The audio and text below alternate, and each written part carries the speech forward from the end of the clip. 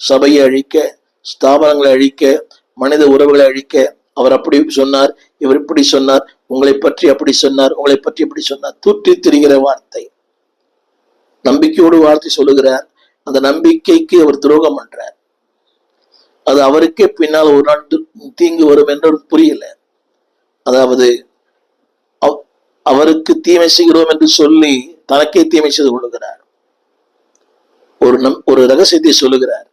அந்த ரகசியத்தை அவர் நம்பிக்கையோடு சொல்லுகிறார். ஆனால் அந்த நபர் அந்த நம்பிக்கைக்கு துரோகியாகிறார். இது எவ்வளவு பெரிய வேடிக்கை!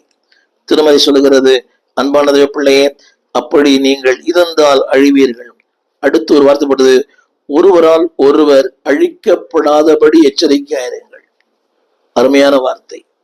ஒருவரால் ஒருவர். நீங்க பல காரணங்களை சொல்லலாம். அதை சொல்லுகிறது அழிக்கப்படாதபடி.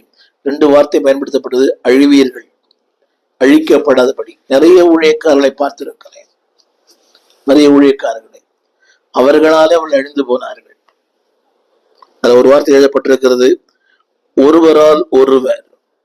நீங்க சொல்லலாம், அவரால் நான் இப்படி ஆயிட்டேன், அவரை அப்படி ஆயிட்டேன்.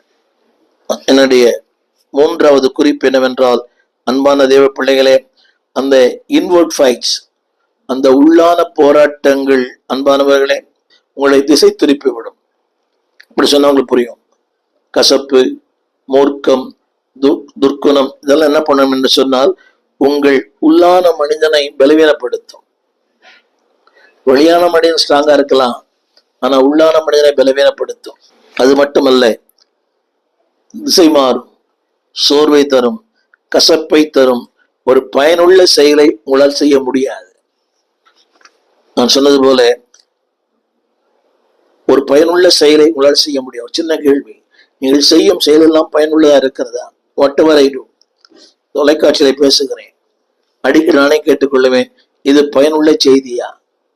என்னை மேன்மைப்படுத்த, என்னை பிரசாப்படுத்த, என் அறிவை காட்ட, என் திறமையை காட்ட அல்ல.